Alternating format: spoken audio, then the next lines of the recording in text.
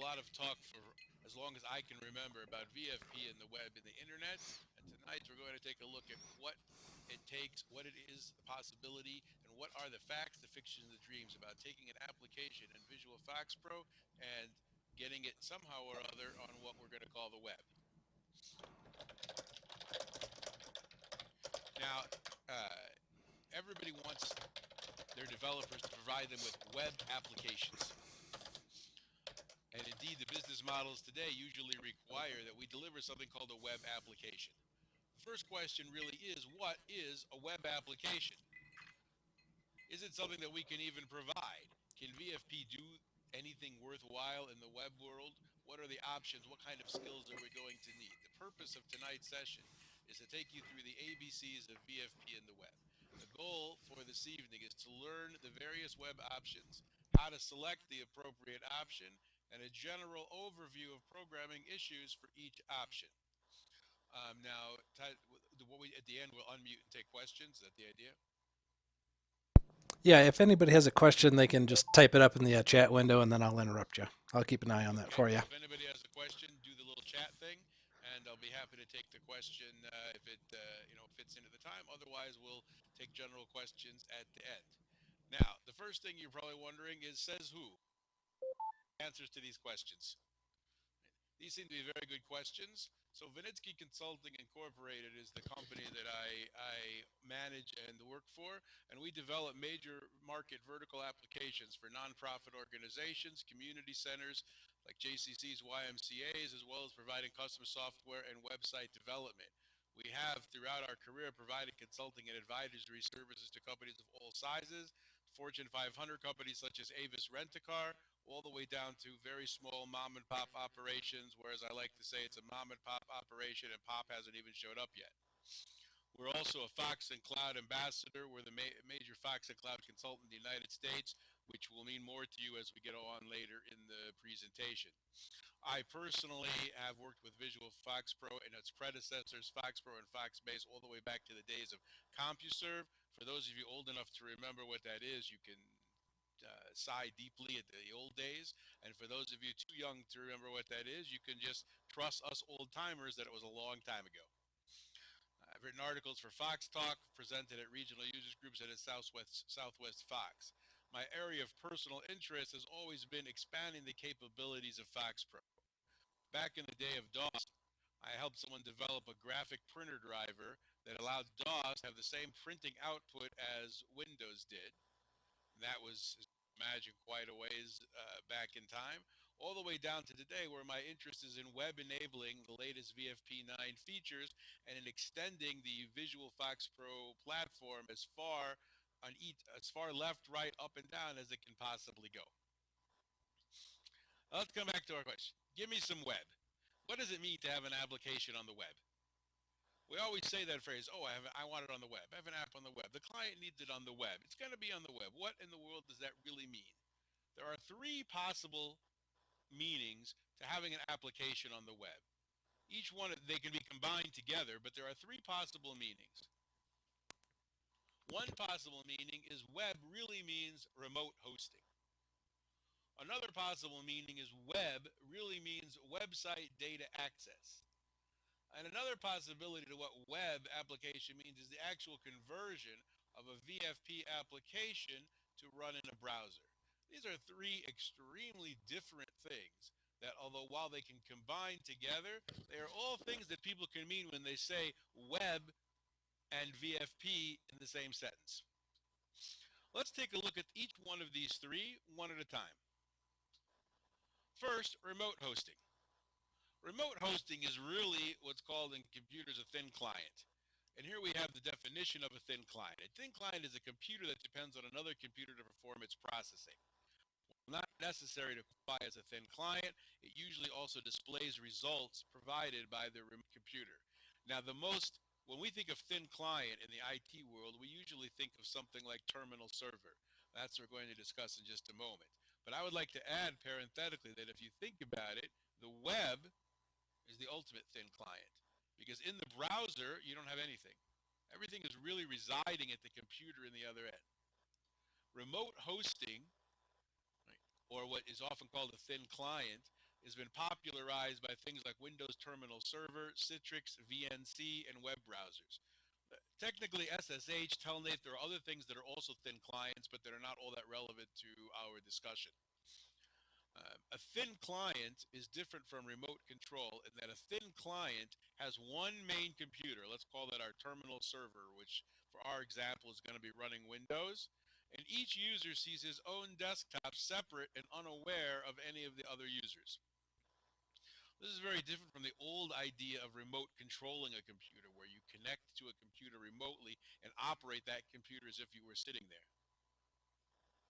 Anybody familiar with terminal services or VMware or any of those kinds of things, those are the ultimate in thin clients. Because all a person needs on their desktop is a keyboard and a display device, hence the term thin client. By the way, just for those of you who wish to know, you'll often see on blogs people talking about fat clients. The opposite of a thin client is not a fat client. The opposite of a thin client is a thick client. A fat client, I don't know, I guess is go on a diet. A thin client, right? The opposite is a thick client, where the program runs on the computer. There is a fat client is a term that does not exist in computers. So when you see that on a blogger, you know that they really need to hit the books. All right, let's see an application we're run by connecting to a terminal server. This application I'm going to show you is installed on one machine, and all the users connect via remote desktop. We're going to flip over using our friendly Alt-Tab device here until we get to the right place. We're going to try and do that. Here we go. Okay. Hopefully everybody can still see this.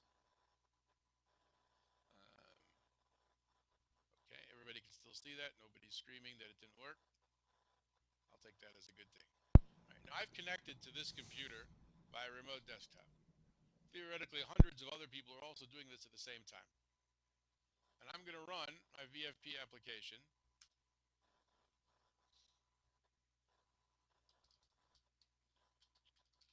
Just like I would if this were on my actual desktop.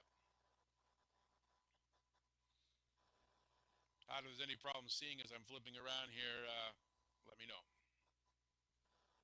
It's just a little small, kind of hard to read, but we can see what you're doing. Okay, can you see this whole screen, or? Mm-hmm. Yeah. Like my mouse at the far left now? Yep. And at the far right now? Right. Okay, let's see if we can make it any better. I don't think I have this maximizable.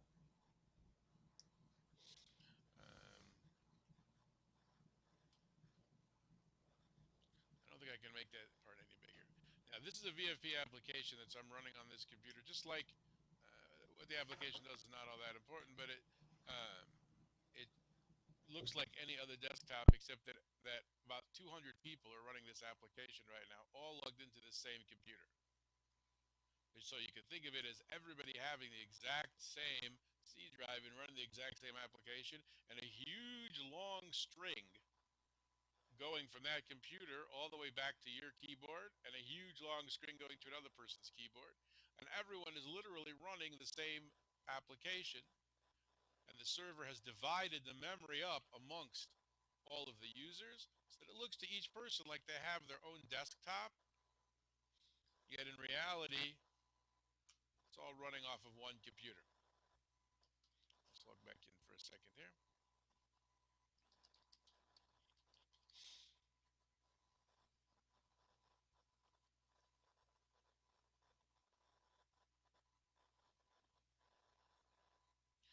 Okay, now thin clients are a very easy way to put things what are called on the web. When we first had clients that wanted to go on the web, we hosted their application on our terminal servers, and we set up the screen so that it looked like it had web-oriented colors, and we gave them a button, and we said when you want to get onto the web, you click on this button here. Now, it has a lot of advantages for the clients and for the developers as well. There's a single point for all security management. You don't have 200 users on 200 different computers. You have 200 users all on this C drive right here. It doesn't really matter how extensive or how powerful the user's hardware is. They can be connecting to your application from an old 286 computer, and have the exact same speed and performance as if they were sitting at the server right next to it with their own keyboard. It utilizes the server power better. It's easier to test. You can reach more devices. There are RDP clients for other devices. Now, there are some cons to this kind of remote hosting or quote-unquote web hosting. There's a single point of failure.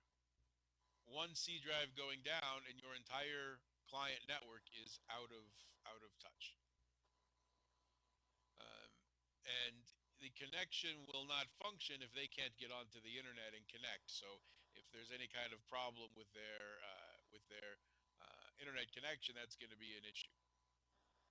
The pros and cons of VFP on terminal server are tremendous. Remember that it's all one C drive. It's not even like going from a C drive to a server. So that means that the data is accessed literally as if everything was running on the local C drive. If you're using Visual FoxPro native databases and tables, that's the fastest kind of access you can get. Even if you're using a SQL Server, there's still less of a bottleneck. There's only one computer accessing the data, one executable to update, and it's easier to support the users because uh, there are facilities built into terminal server to allow you to view what the people are doing, and you no longer have to deal with any kind of program that allows you to connect or view what's going on the user screen, because you can see what's on the user screen. It's your server. Now, there are some cons. If people are not used to working on something like terminal server, you have to keep in mind that there are 200 people using the same C drive. So there are a lot of opportunities for conflict and for what I call unexpected user interactions. That piece of code you found that had hard-coded a C temp folder because your system always runs off of a network drive is going to blow up big time when everybody has the same C drive. Now, if one wishes to develop a VFP application and make sure that it will run well on this kind of remote hosting and thin client, there are a few basic changes in developer approach. Memory usage, printing, screen display, and old versions of VFP are probably the biggest. Now, understand that any of the topics we're discussing tonight, from now until the end, could be an entire day-long session in itself. So my goal is to hit the highlight, so to speak, and more in-depth questions we can take or follow up from there. So there may be many things that would be are available to fine-tune an application for remote hosting. These are the four biggest things that one has to change his way about thinking. The first thing is memory usage. Now, we all know that VFP loves memory, but we're also used to the fact that every computer on every desktop has gigabytes of memory, and it's just not an issue. Now, those of you who are perhaps of a certain age will remember that back in the day of floppy drives and things like that, every variable that you declared you had to release because you wanted to make sure that you conserved memory because memory was at a premium. You have to go back to thinking like that. Terminal services, if you think VFP loves memory, you ain't seen nothing till you see how a terminal server loves memory. A terminal server with 32, 64, 128 gigabytes of RAM is just starting. It takes a lot of memory to run 100 VFP applications simultaneously. So we need to start thinking, if we're going to write remote hosting applications, about our memory usage. We want to release the VARs. We want to clear resources all the time. We want to use sys 1104 as often as possible because it purges cache memory. And in the old days, we also used to sometimes set in the config files the MV count.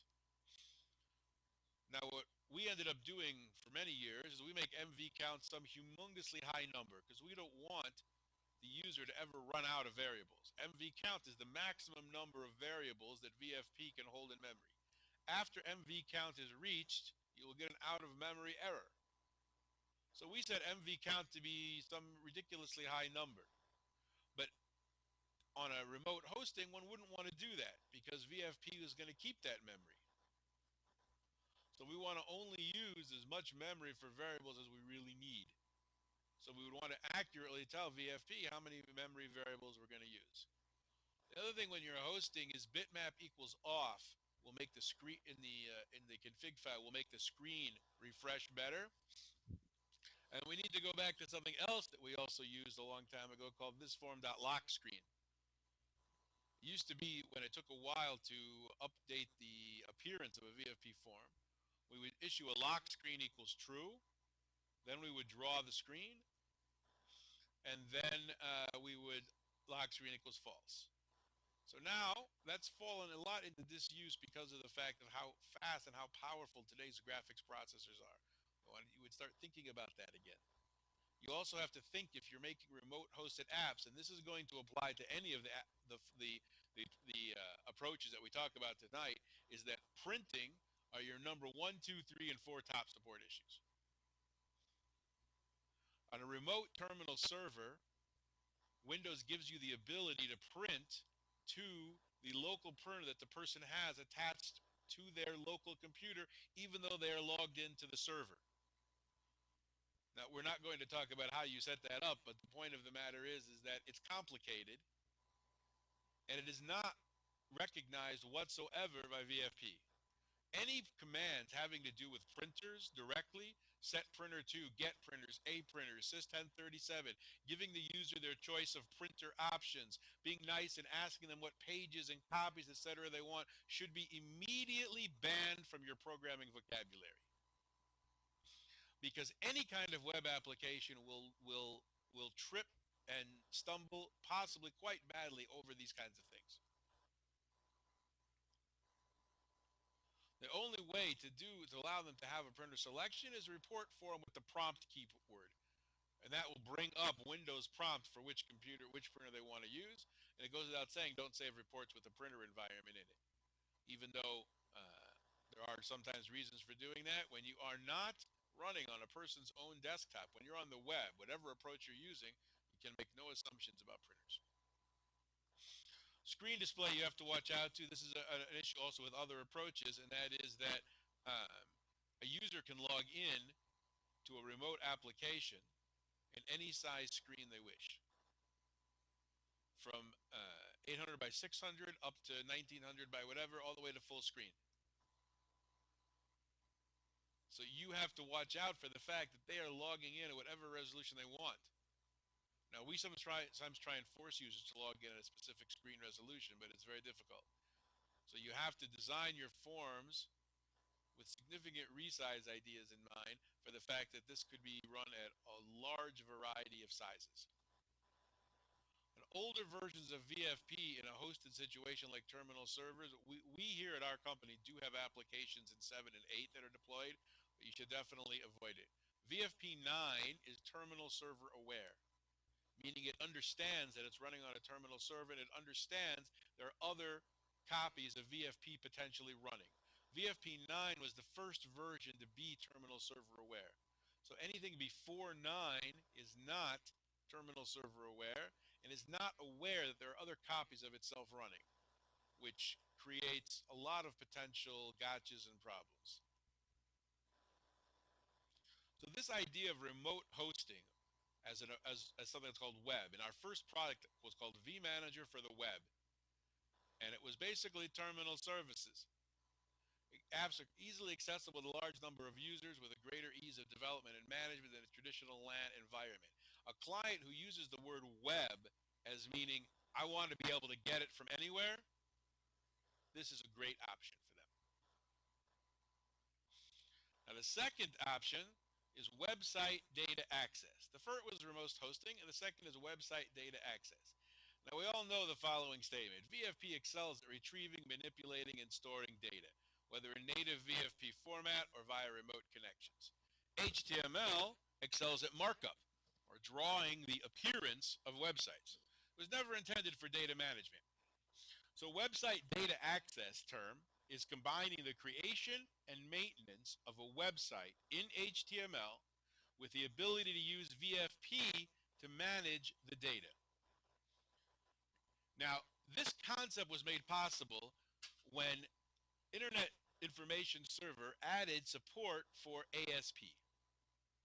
And the way ASP works, as we'll see in just a moment, is there are tags inside of the HTML. And whenever the server sees those tags, it replaces the content between the tags before sending the document to the browser. And the key idea to get out of that rather convoluted sentence is that this process is on the server side. The browser has no knowledge of and cannot see what's going on. The browser sees normal HTML.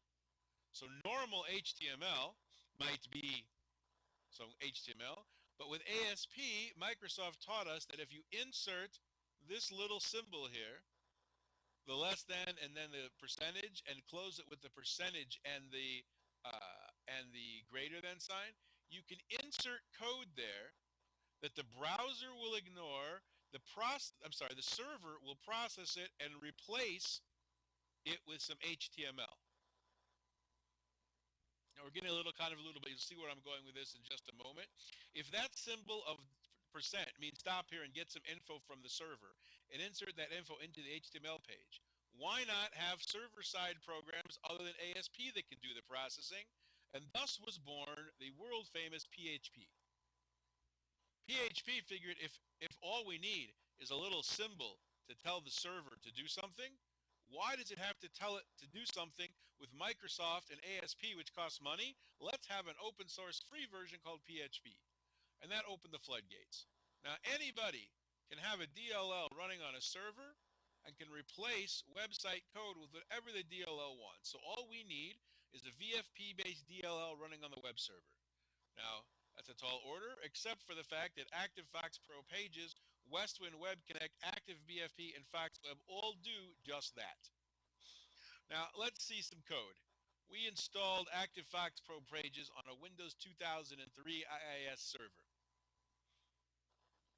And here is the page of code that we're about to see. We're going to see what this looks like in the browser when we're done.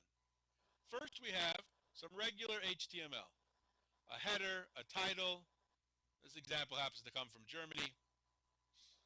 Then we have our little percent sign that tells the server this is instructions to send to VFP, not to the browser. So to VFP, it sends instructions. LCDB equals the path to our file location. And if our customer table is not open, it should open it, shared, and then return to our regular, normal, scheduled program of HTML. Now we have some HTML to draw a table. And then guess what? We put in our percent sign, and we're back to VFP. What are we saying to VFP? Now we're going to get to the real tricky meat of the matter. Select customer, go top, scan. And we're using the print sign, but we're not printing to the screen, we're printing to the browser, which is the equivalent of our screen. So we're scanning and we're printing into the browser TD, and then whatever the customer ID is, and another TD. The company, the contact, etc. Then we finish with a regular HTML page closing. Let's see what that looks like in our browser.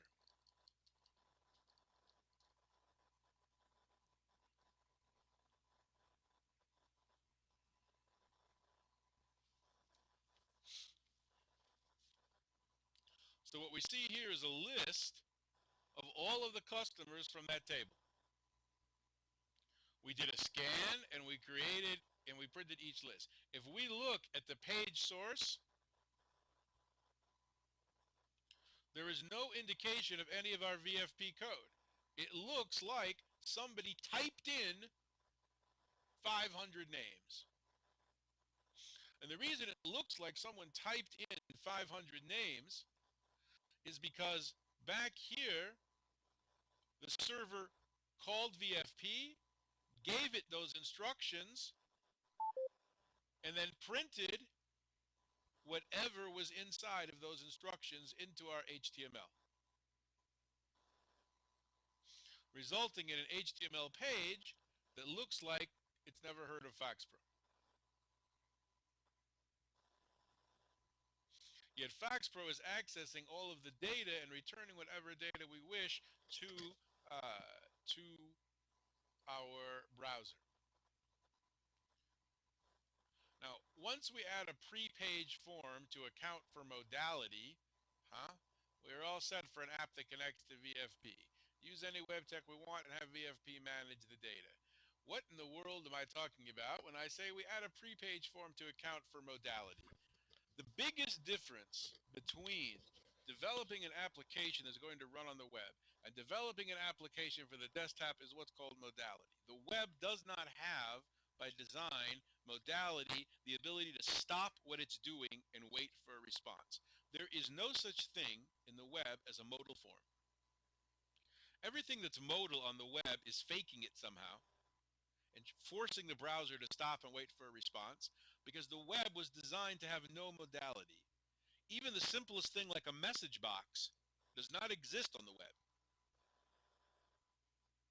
which means that every second, every time I type something in, every time the form is refreshed by the browser, there is no continuity of information from the second before.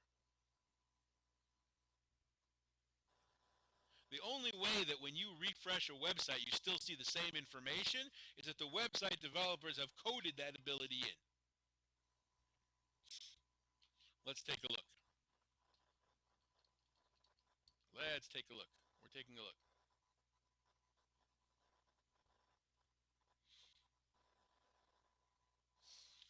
Okay, here is a website that is asking for these people to pick which one of these people they would like to send something to a basket to. And once they pick who they want, it's going to continue and it's going to ask them for their credit card. And it's going to keep track of all of that information.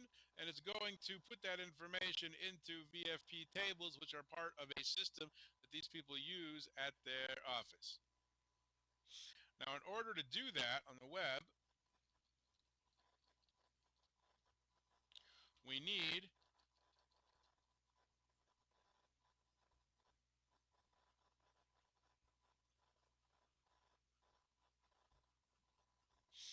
right? Now, this is our website, this page over here on the left.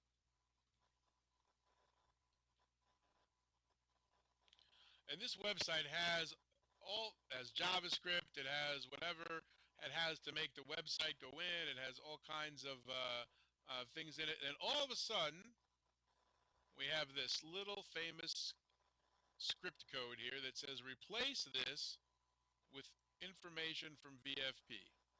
So we can use VFP code right in here. If LC display type equals initial. If it's the initial display, do this. If it's not the initial display, do that. However, in order to make sure that we have all of these variables and they don't disappear every time the website is refreshed, all of the different products that provide this ability, Active FoxPro pages, Active VFP, etc., provide something called a page before and a page after event. And that page after before and page before event allows you to grab all of the variables that were in the website before it was refreshed, before the next browser page is being displayed. Grab all those variables and do whatever you want with them. Keep them, send them on to the current web page, etc. And this is straight VFP code. Right. So for example, I have in the page before various variables that are going to be used for the credit card processing. And those carry over from page to page. And anything I can do in VFP, I can do here. Depending on what the case are, these are all various things to calculate exactly how much they should be paying, etc. So before the page loads, I grab all the variables, do what I want with them. When the page is done, I get another copy of those variables sent to me by my DLL, and then I use those in my website wherever I wish.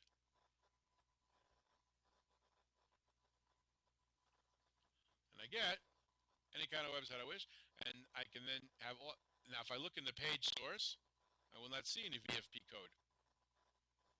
I really can't read it. Even I can't see that font size. Right? But there's no VFP code in the page source because the server replaces that code with whatever I told it. Now these people come in the morning and their VFP system has all this information in it. It was written by their website. Now this is pretty neat technology, this website data access. It uses existing VFP data and data management code. So if you have code that manages the data, you can continue to use it and you continue to use the same data.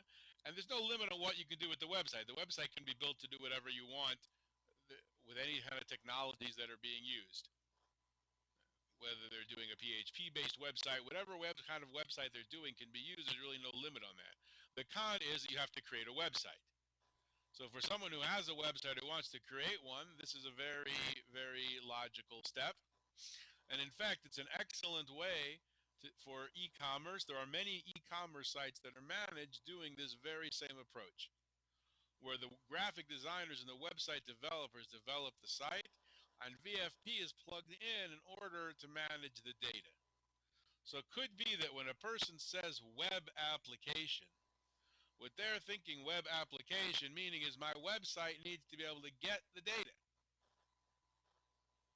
So we had two so far of our three possible definitions for what it means to have VFP on the web.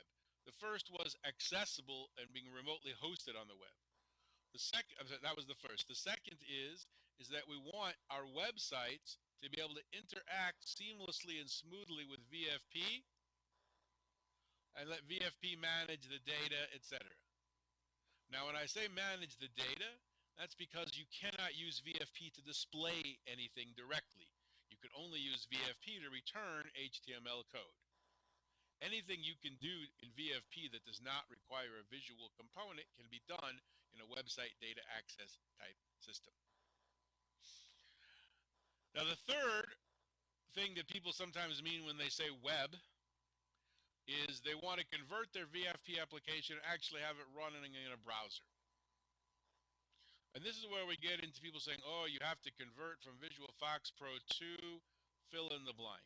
And all of these different small vendors wish you to convert to their platform. Some of them will even offer tools to help convert your data, your forms, etc., into their particular format. And in my opinion, for whatever it's worth, it basically does nothing for you. There's no point to converting a Visual FoxPro application to another platform simply for the sake of doing so. It's rare that a business case can be made for converting something from one platform to another when there are no specific goals to be attained. And I will make the following statement absolutely unequivocally. There is no capability of any web application in any browser in existence in the world today that cannot be done in VFP. Now, does that mean that VFP is the application platform of choice when starting a new project? I don't know. That's a different discussion. But for VFP has an incalculable number of applications that exist and a large base of people that have a deep knowledge, there's no reason that it cannot be used to convert VFP code back and forth to HTML JavaScript. There was a product for a time that started down that road called VFP to IIS. The product is not in business anymore and only worked in Internet Explorer. However, there is a product that we use here, and that we use for ourselves and for our clients, that will actually take a VFP program and convert it to a web application while still allowing you to develop in VFP. It's an ongoing two-way conversion. And here we have an actual little graphic of how it works in French for those of you joining us from overseas. Your application is surrounded by new classes that duplicate the base class functionality on the web. What a convoluted sentence, but I'm going to explain it. When we created a Fox and Cloud application, we first install Fox and Cloud scripts on the web server, and we use the FAA to convert the app, and then we run it and connect the browser to it. Well, that doesn't sound too complicated, except probably none of us know how to do any one of those steps. So the FAA is a tool that the Fox and Cloud people provide that goes through your application and Fox and Cloudifies it and points out anything that it thinks is a potential problem on the web. Now let's go to VFP, and let's see what I mean.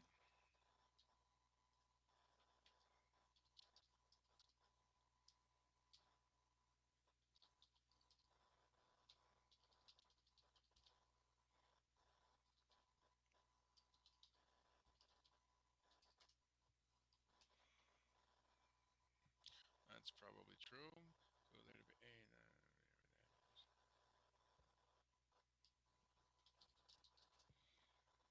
We're also going to pretend, for the sake of this demonstration, that I'm an expert typist.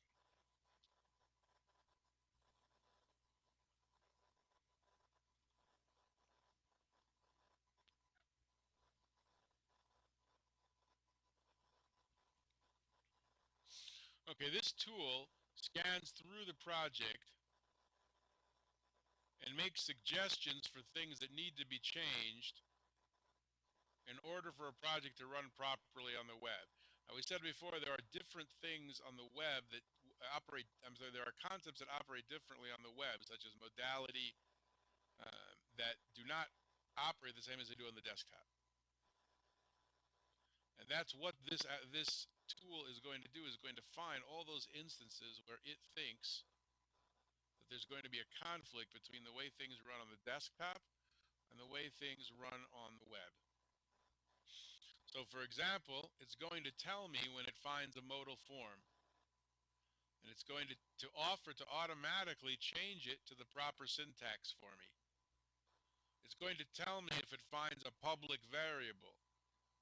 And in just a second, I'm going to come back to what is the problem with a public variable. So it scans through my entire project, and it gives me a list of all the things that it thinks I might want to change.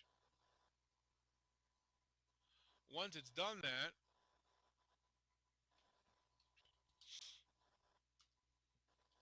it makes an adjustment in the classes.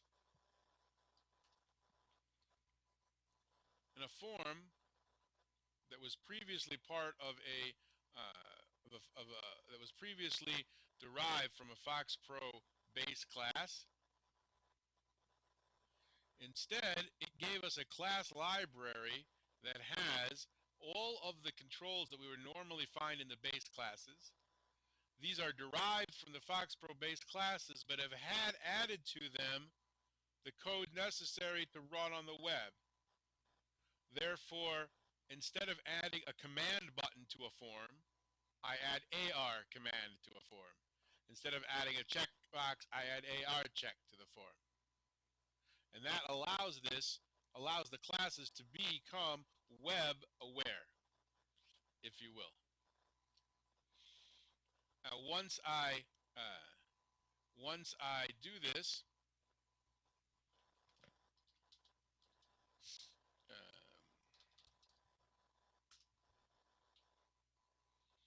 I can start my web server.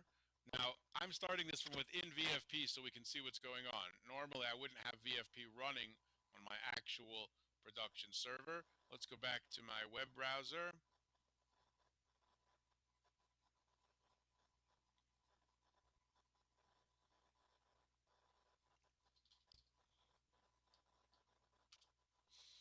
And what you're about to see is, this is a VFP form. This is not a website. This is a VFP form.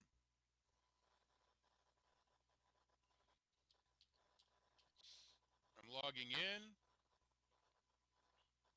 I'm selecting which month I want to work with. And it'll show me a display of all the time cards that I can enter for this particular month.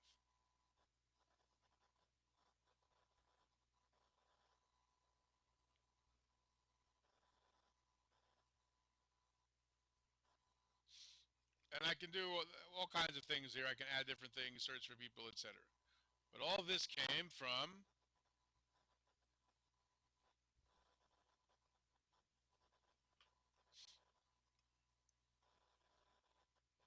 simple form in VFP.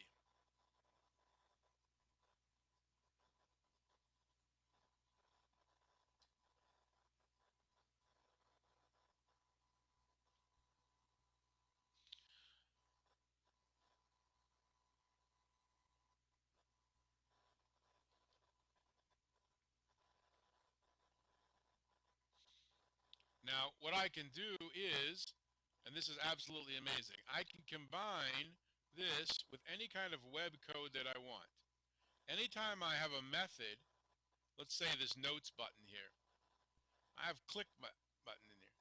I can tell the class that when this button is clicked, either I want to do VFP code or I want to do JavaScript code or both or neither.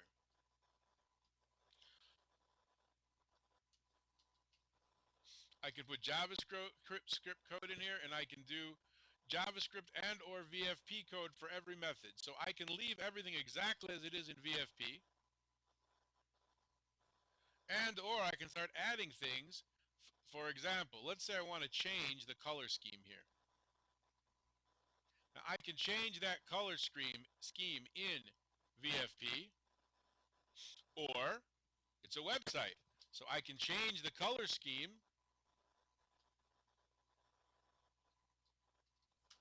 in my CSS file. It is both VFP and web running at the same time, and I can use either or option for anything that I wish. In addition, I can continue running this on the desktop as a desktop application if I wish. And that's, for me, one of the things that determines whether I use VFP code or whether I use JavaScript or CSS depends on A, whether the code is already there or not, so I don't have to rewrite it, and B, whether I'm using it also on the desktop. So, for example, what I do for calendars is, if it's on the desktop, I use VFP calendar X, and if it's on the web, I have it display a really slick JavaScript calendar that doesn't really have a desktop equivalent. Now, I could use the VFP calendar on the web if I want, but I decided that I wanted to have something specific for the web. Now, here are the gotchas. Modality, modality, modality, do form, and public. Modality I mentioned before. You can tell Fox and Cloud that a form is modal, but you have to start thinking about the fact that there's no modality. By thinking about the fact there's no modality, you have to learn to think like a web developer. And a web developer has to think as follows. When I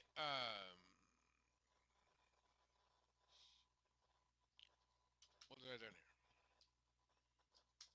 When I tell it to do something, let's say I say do this form dot cool method. Now we're used to thinking that we can do something like this.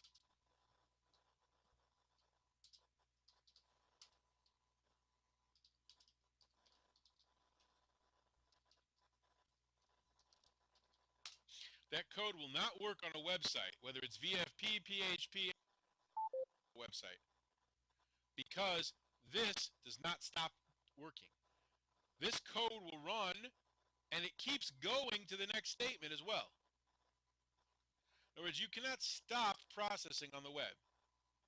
Web has to work with what's called callbacks. Now, if you've developed for a website, you know exactly what I'm talking about. If not, you think I'm slightly insane. The way it works on the web is you do this form dot whatever it may be, and you say when you're done running that code, then do the next thing I want done.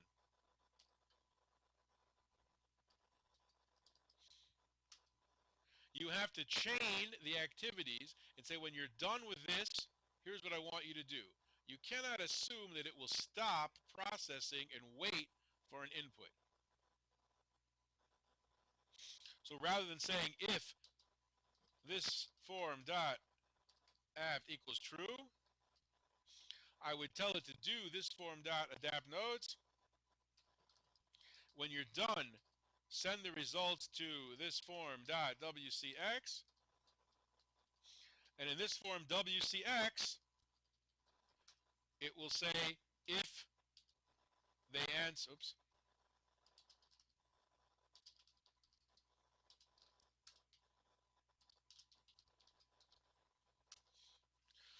So one has to learn to use callbacks and to chain the responses rather than assuming that you can just wait for a response on a form.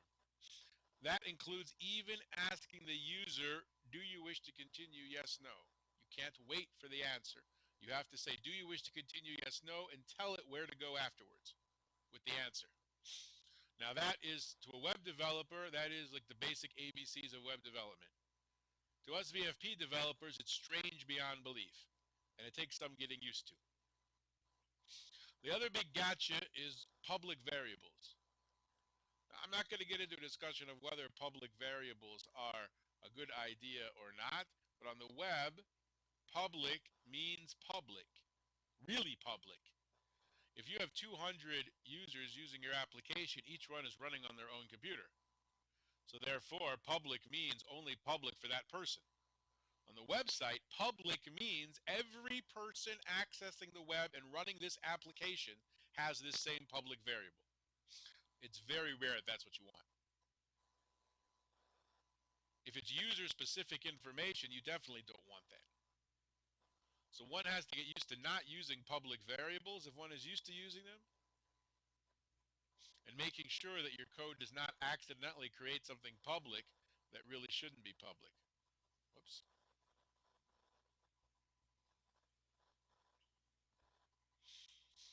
However, if you recall back here, we had this application running in a hosted terminal server. And we had some data entry screens, etc., etc. If we take that same application, we run it through a Fox and Cloud type system, and we get a browser application. This is that program. I've got everything I could want for in VFP. I've got menus. I've got forms that I can open. I've got modal. I've got not modal. I've got my cool page frames here. Now this color scheme is the specific color scheme designed for this client, but I can adjust that in any way that I wish.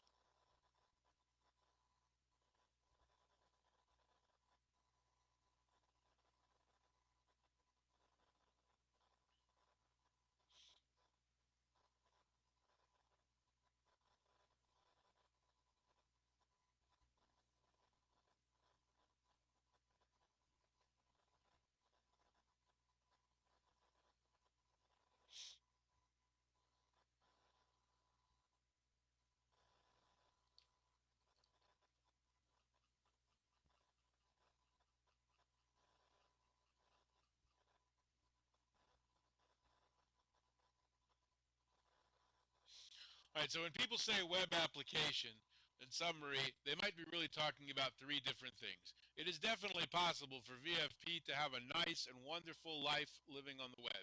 It can either live through remote hosting, it can either live through website data access, where it connects to a website and manages the data portion, or it can actually be converted back and forth from VFP to HTML, JavaScript, CSS, which of course is the most generic and long-lasting platform and gives an extra 10 to 15 years of life to any application.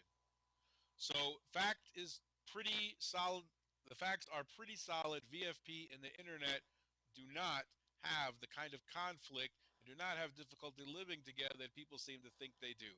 Depends what one means by the word web, but certainly it's possible for VFP to live very nicely on the web and to provide a nice, productive environment for applications and for users and for clients for now and probably for many years to come.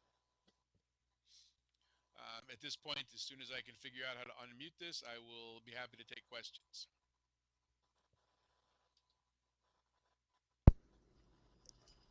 Yeah, back on that phone button. And Okay, well, it says mute them. Does that mean they're unmuted? Oh, let's see. All right. The conference is now in conversation mode. Hey, we're in conversation mode. Thank you, Matthew, for posting that. Remind me to return the favor someday. Okay, would anybody like to ask any questions?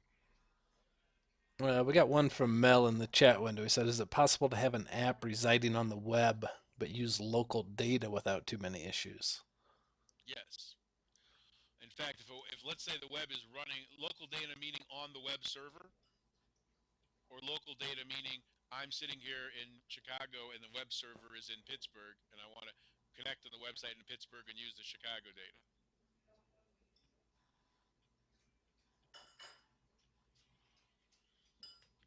Data in the office, he's saying. Okay, so if the data is not, the data has to be accessible to the web server because you're in a browser, so you're running on a web server. If you went to eBay.com would have no way to get data that was located on your C drive. Hopefully. Yeah, hopefully.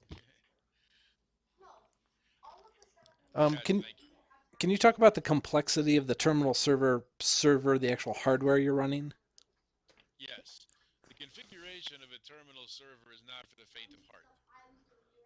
Even a person who is pretty good with file servers, it would be highly recommended to have an IT person available who's an expert in terminal server.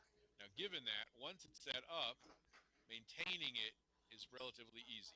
So we had someone who set it up, and they've taught us here the basic maintenance. And if something goes really haywire, we call them. In terms of adding users and rights and things like that, that's not difficult. The key is setting up the server initially for the memory management, etc., to make sure that it's optimized. Usually requires someone to spend a few hours who really has some experience doing that. Once that's done, it's not too hard. Is that something that can live on a cloud server? Yes. Yes. Okay. Like an Amazon cloud server or something, yes. Yes, I saw someone just flash a message that said that uh, uh, there are alternatives to terminal server, and that's true.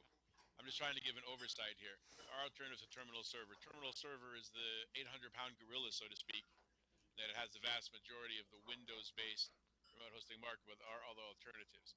I see the little chat things disappear. Someone just asked about active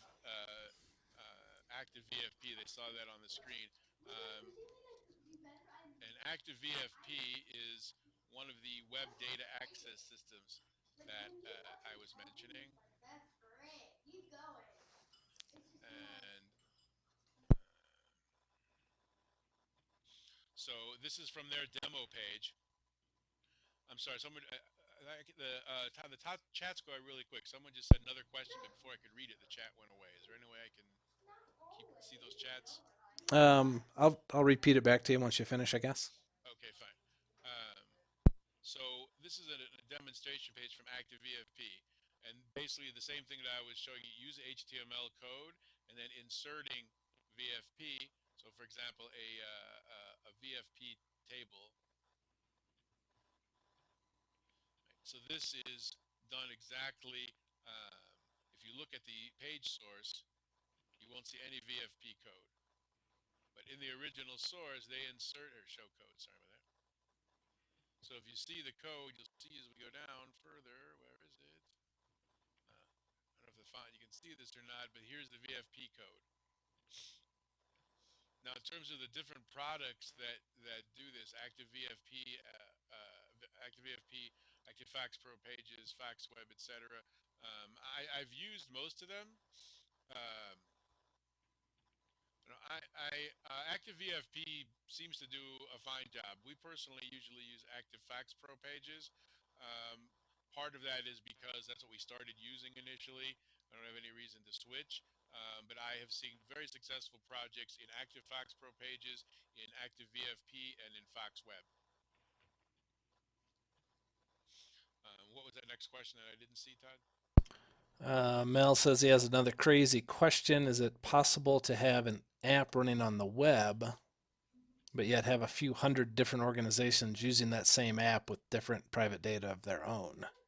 Absolutely. It's not a crazy question, and it's a very good question, and absolutely. Are we talking about a terminal server setup there? I'm sorry. Was he talking about a web browser? I'm sorry. Good question. Was he talking about the web browser HTML, or was he talking about a terminal server? Help us out here, Mel. Terminal server. Yes. It is indeed. It is indeed. We have, yes. Yes. Quite easily. Quite easily.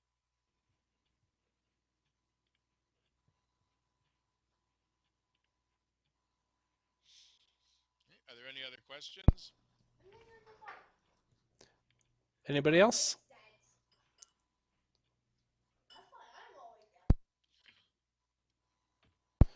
Feel Okay. free to do so, Mel. Thanks, Tuvia. We got to find a way to do virtual applause for these meetings yet. We haven't figured that out. Brandon, thank you very much. Thank you. And, okay, Todd, thank you very much. I'll just disconnect this soon. I'm sure I can figure out how to do that. I can take back hosting here. I think I'm exiting us now. Okay, thank you very much. And if anyone has any questions that they want to email me about, I don't know how they do that. They probably don't have my email, do they? I'll post it in the follow-up to the group tomorrow so Great, folks can get thank it. you very much. Okay, have a terrific evening, everyone. Okay, thank you. Hey, Brandon, can you stay on if you're on to talk about that Go Global?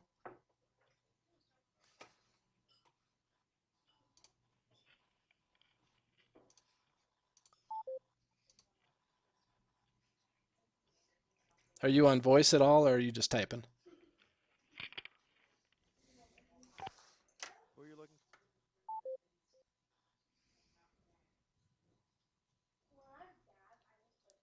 Hello? Hey, so I was just curious about that Go I'm Global. here. That's something I hadn't heard or seen before. I'm here. What is the Go Global exactly?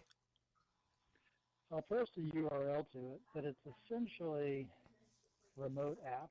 If you're familiar with Terminal Server, it has two applications. One is remote desktop and one is remote app. With remote desktop, you get the entire desktop with your start menu and all the applications. But it also gives you a capability called remote app, just to publish your application.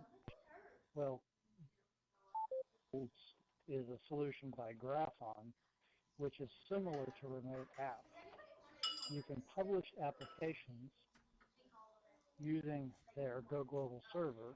Here's the URL to it. And what I like about it over remote app terminal servers is that they have clients for Windows, Macintosh, iOS, and Android. So you can take your application and give access to it from a number of different devices. So they don't do an RDP connection to it then? It is RDP, but it's using their proprietary protocol. Oh, okay. And then when you say it's an application sharing, do you only have the one access to the one application? What happens if the FoxPro application wants to talk to Word? It's got some really neat technology in it that allows a lot of that sharing to work. You would have to also publish Word onto your Go Global server, but then Office automation would indeed work. Interesting. Do you have any idea like what the costs are with that and how it scales? It scales. They actually have a worksheet for it. You have to figure out how much memory your different applications work and then how much memory your server has. Cost is pretty commensurate with remote app, but what's neat, one of the things I liked about Go Global is it doesn't require terminal server licenses, whereas solutions like XenApp and Citrix do require RDP licenses. Right. Okay, that was in. So we've had a lot of luck with it. I enjoy it. It's simple. They do offer a free trial. You can throw that on a machine and play